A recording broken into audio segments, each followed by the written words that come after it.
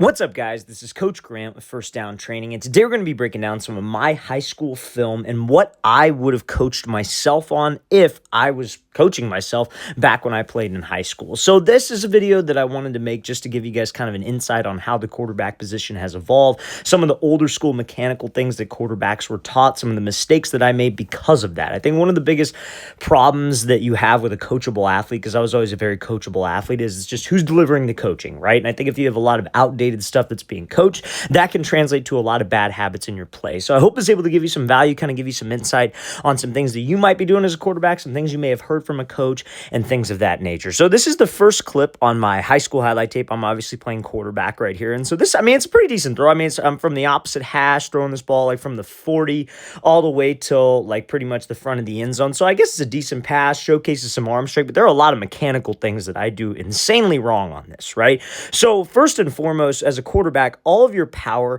generally comes from your legs, and it comes from your hips, and it comes from a concept called upper body and lower body dissociation, right? So those are all things that I really didn't have because of a flawed base and a flawed ball carriage, right? So you see how my feet are like insanely wide outside of my shoulder frame. So I was always like a career baseball guy, played baseball growing up from the time I was like in maybe third grade, maybe even younger than that. And so I always had this really, really long like step with my front foot. I take this really big step because I was a pitcher, right? So that's just kind of the way I was used to throwing any object. So what I had coaches teach me was, hey, you want your base to actually be wider. You want your feet to be outside of your shoulder frame so your front foot can get down faster. But obviously, as you can see, I'm throwing from like a pretty much like as wide of a base as you could possibly get. So when your feet are that wide, you're not really engaging your hips all that well. So like, think about it, guys. Like if I'm here and I go to take this step to throw, when my back foot is that wide, that looks exactly like I'm coming off of a pitcher's mound. I'm not actually able to rotate through with my hips.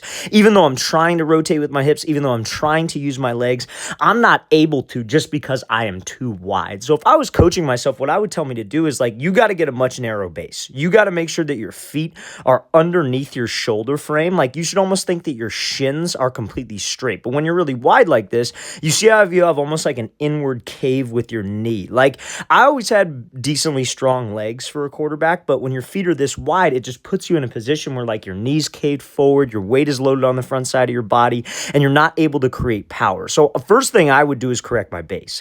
I would say we need more repetitions with a shorter stride rather than trying to compensate for the shorter stride with the wide base. So I would put myself in a position called getting stacked, which essentially means you want your head, you want your knee, and you want your foot with your back leg stacked on top of each other in a column, and you want to be nice and light on your front foot. So the reason why you want to be in that base is when your back foot is underneath you and you take a short stride, that actually allows you to rotate through with your hips. So that's probably the first thing that I would correct. Now, am I still able to get the ball out there? Yes. Was I still able to throw with a lot of arm strength? Yes, but you can get very, very good at a bad habit. And this type of throw puts a lot of unnecessary stress on your arm. Now, it's not just about being able to rotate through with your hips, being able to transfer weight with your legs. It's about the timing in which your hips actually rotate through in your throwing sequence. Like everybody loves to compare quarterbacks to like baseball players, right? But it's not so much like pitching, it's more like hitting. What you want to do is when you take a stride with your front foot, and it's got to be a short stride and you're in that weight back position, that's when you should go back with the football. And if your shoulders and the football are going back in this direction when your stride hits, that creates almost like a pull with your upper body and with your lower body, and that creates a concept called torque, because when your hips can rotate through before the shoulders, before the ball, that creates a whipping effect, and that's how you properly use your hips. So one of the other problems that I had is you see how I'm holding this ball like kind of on the right shelf, almost like near my right shoulder. So what that does is that kind of pre-closes my front shoulder to where I'm already rotated back with my shoulders. So the issue is that when I go to take a step, I don't have any other options but having my front shoulder rip open. You don't want your front shoulder to start to come open when your front foot is getting down because you have no torque. Your shoulder's opening up, your hips are opening up at the same time. So that's why you see me kind of pull my elbow down. I lean out of there with my head. A lot of quarterbacks have that problem because they load the ball to their right shoulder. Where you actually want to be with the football. And again, these are all things that if I was training myself, if I was coaching myself nowadays with the knowledge that I know and knowing how much the game has evolved and there's a lot better ways to do it, I would tell myself to put the ball more in the middle of my chest and be relaxed with my front shoulder, because that will give me more range of motion to rotate my shoulders back. So if I were able to correct my base, I was able to take a short stride, and because the ball is in the middle of my chest, I could actually dissociate my upper body and lower body, have my shoulders go back as my stride goes down. That's a perfect throwing position. But because I load up the ball, because I'm really wide, my only source of power is going to be from my upper half. And like I said, yes, the ball got there. Yes, it was a decently long throw, but at the same time, there are a lot of mechanical things that you need to clear up. And these are mistakes that you should ultimately try to avoid as a quarterback. Now, fellas, before we get into the rest of my film, if you are a QB watching this and you guys would like a 2-month-long workout schedule that you can follow this summer, go to that very first link in the description below for our Elite Quarterback Training Package. What you'll get access to is 2 months of gym workouts for quarterbacks and on-field workouts for quarterbacks. We map everything out into a daily schedule for you. Monday, you're doing this, Tuesday, that, Wednesday, that. We break down the exact sets and reps to follow on each drill, and we give you a video example of each drill and gym exercise. We also include a 40-minute long video on how you guys can learn how to read defenses, process coverage, learn new plays that work versus different coverages, the work. So guys, if you want to improve your quarterback skills, go to that very first link in the description below. Let's get back to this video.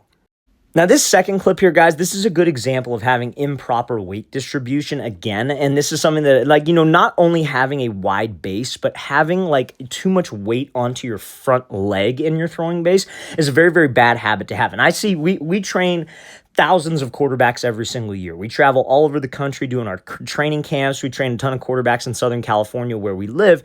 And it's just, this is a problem that I see so many guys have. And I think you guys could see a lot of value out of this because it's just not the best way to ultimately throw. So this is, this was a good clip. This was something that a lot of college coaches told me that I did really, really well, was being able to stand in there and throw while taking hits. And this is something that especially if you're an undersized quarterback, something that you should maybe really try to showcase in your film. Obviously you never want to get hit, but you got to be able to make throws while you get hit, and that's kind of the knock on shorter guys, they're not able to see, and can they stand in there and withstand hits? Now, mechanically, there are some things I do wrong on this. So we were doing kind of a simple play action, 3-step drop, and then a hitch, but you see how when I throw this, I have probably 70% of my weight loaded onto my front side. And when all of my weight is loaded onto my front side like this, even if I have that ball in the middle of my chest, remember in the last clip I was saying I loaded up the ball, even if I have a perfect ball carriage, I'm not able to rotate my shoulders effectively. I physically can't because I don't have enough weight onto my back leg. Think of it like a baseball swing. If I'm in the batter's box and I'm leaning forward in the batter's box, am I going to have any power on the swing? No, my arms are just going to go and my hip and my back leg are going to be trailing behind me. So when I actually take that front stride, there is no weight on my back leg. My back hip is not under me. My back knee is not under me. My back foot is not under me. So when I go to throw this thing, it's just all arm. That's why you see my left elbow start to pull down and I start to lean out of there a little bit with my head. That's because I'm just trying to get the ball there. Instinctively, if you're a quarterback who has that lean or maybe drops their front elbow, 99% of the time it has nothing to do with your upper body being flawed. It has everything to do with your lower body being flawed. So you just have to make sure, guys, like we talked about, getting weight to your back leg is where we want to be. If I would have been the opposite here, where I had my head shifted back, I was in that stack position, I was a little bit more upright, what I would have been able to do is rotate my shoulders back, my front stride could have gotten down, and now you see how I lock out with my front leg? That's because I have so much weight onto my front side that it's physically not able to support any rotation from my backside. So because I have so much weight there, I lock out. I can't even physically rotate because of an improper weight distribution. And again, guys, these are just bad habits that were not corrected. That's why I make this video, because if you guys have these types of bad habits with your throwing form, you guys have these bad types of habits with your throwing mechanics, these are easy things that you could do to fix. So weight being loaded on your back leg, feet being underneath your shoulder, hold that ball in the middle of your chest. We want to be a rotational thrower, not just a straight up upper body and linear thrower if you will. So guys, if you can correct your base, have your feet underneath you, have the right weight distribution, and have the right throwing sequence, you're going to be a more consistent passer. And nowadays, when you're talking about like college recruiting and your film is what gets you recruited, you got to look the part. Everybody talks about like an eye test for like a lineman or a receiver or even a quarterback sometimes, and they're usually referring to height and weight and, maybe sometimes speed.